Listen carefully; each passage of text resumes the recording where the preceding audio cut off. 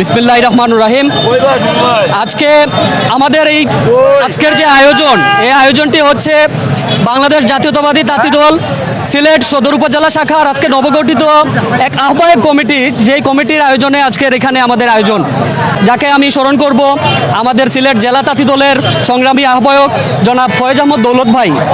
এবং দৌলত ভাইয়ের সাথে আমাদের সার্বিক সহযোগিতায় আমাদের এই টিমটাকে যে সাজিয়ে দিয়েছেন আমাদের জেলা তাঁতি দলের সংগ্রামী সদস্য সচিব জনাব আলতাফ হোসেন বেলাল ভাই, উনি সহ ওনার সাথেও আরও ছিলেন আমাদের সংগ্রামী সিনিয়র যুগ্ম আহ্বায়ক জনাব আব্দুল মালিক ভাই।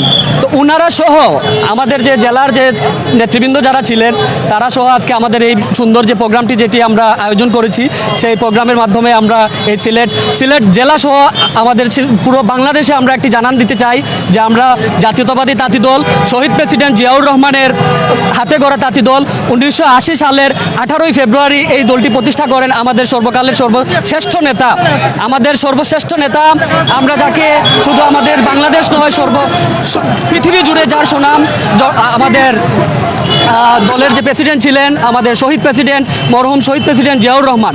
তো উনি ওনার নিজ হাতে এই দলটি প্রতিষ্ঠা করেছেন। আজ আমরা এই দলের মাধ্যমে আপামর জনতা সাধারণকে নিয়ে আমরা যে ঐক্যবদ্ধ আছি, এই ঐক্যবদ্ধ থেকে আমরা আগামীতে আমাদের দেশ ও জনগণের স্বার্থে আমরা সবাই একত্রিত হয়ে কাজ করে যাব। এবং নবগঠিত কমিটির যারা আসছি আমরা এই কমিটিতে আমরা সবাই মিলে ঐক্য থেকে আমাদের সিলেটের, অন্তত আমাদের সিলেট অঞ্চলে আমরা যারা নেতৃত্ব দিচ্ছি, আমরা সবাই যেন সিলেটটাকে যেভাবে সাজানো যায় এই কমিটিতে যারা আছি সবাই মিলে সুন্দরভাবে গুছিয়ে সিলেটটাকে সাজাবো। এবং আগামীতে সিলেটের যে যত নৈরাজ্য যেগুলো আছে এগুলার মোকাবেলা করার জন্য আমরা জাতীয়তাবাদী তাঁতি দল সিলেট সদর উপজেলা শাখার যারা আছি সবাই ইনশাল্লাহ আমরা ঐক্যবদ্ধ থাকব এবং এই সিলেটটাকে আমরা সুন্দর একটি শহরে রূপান্তরিত করব। এই বলে আমি আমার বক্তব্য শেষ করছি। আসসালামু আলাইকুম।